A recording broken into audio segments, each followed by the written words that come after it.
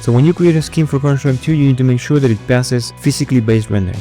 Valve has said that finishes using values outside the effective PBR range are unlikely to be selected from the workshop.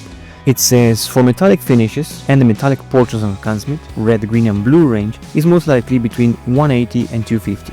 Values as low as 90 may be acceptable, and for non-metallic finishes, the range is between 55 and 220. So what do these numbers mean? On the color palette, when I'm on a pure black, you see the colors RGB 000. Let's go all the way up to white. This is 255, 255. So right here we are on 195, 195. So this one is going to pass PBR, this gray color. This texture will not pass PBR, absolutely not.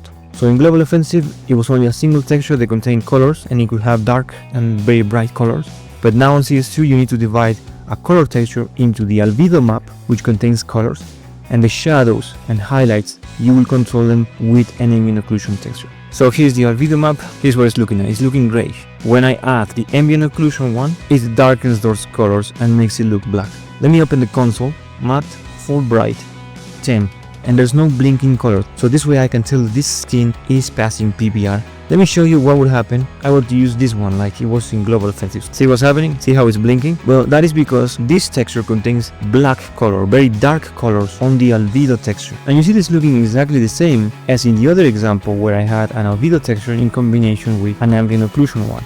If you read the guide, for metallic areas, this is the range, and for non-metallic, you have this other range. In order to see which part of the guns are metallic or not, I'm using a simple texture. This one right here is color gray. I moved the roughness slider all the way to 0. This is very important, so now I know that the metallic portions, I can go with colors within a certain range, and for the plastic areas, the range is going to be completely different.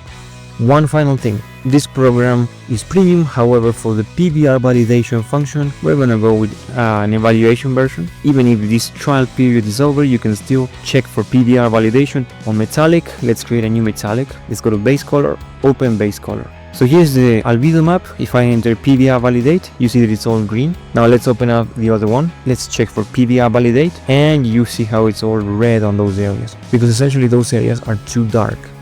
Good luck my friends, and see you in the next tutorial.